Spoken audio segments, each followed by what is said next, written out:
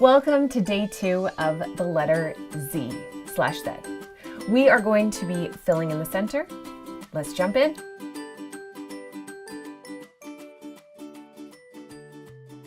Another thing that we've covered is creating a jewel in the center of the letter. That was way back at D.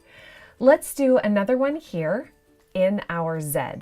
So finding the midpoint of this downstroke between the top and the bottom, you are going to create a diamond shape.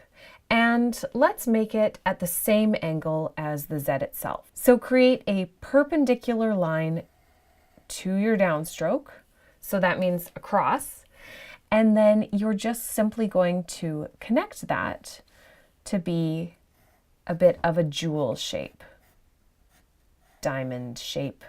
It also kind of looks like a kite floating in the air. Once you have your shape in there, now we're going to draw our downstrokes. So a little bit thicker than this, you're going to draw down on one side of the stroke, and we want to imagine that this jewel is being held by the letter. So then you're going to angle out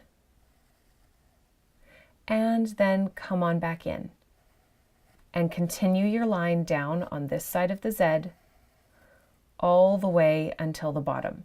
And here you can choose to either have a point at the end, or if you'd like to have a flat ending, that's also an option for you. I think I'll do mine to a point for this one because we're just trying it out. Now, one thing I do want to mention is that you want all parts of your letter to be cohesive. So that means that when you're going around your jewel, try not to make the lines too pointy because we have these nice curved ends to our letter as well, and we want to continue that look throughout the entire letter. So now this side, we'll do a line that comes away from that midline guideline that we drew, a soft curve out on this side, slightly rounded corner here, and then a curve in for that rest of the downstroke. I hope that you can see this starting to come together. One thing that I notice is that the top length of my Z is longer than the bottom length, which makes it look a little bit unbalanced. So if that's happened to you as well, you can always extend your Y out a little bit so that it has a more balanced overall appearance. This is why I love ruining your paper first. It never commits you then too much to being perfect.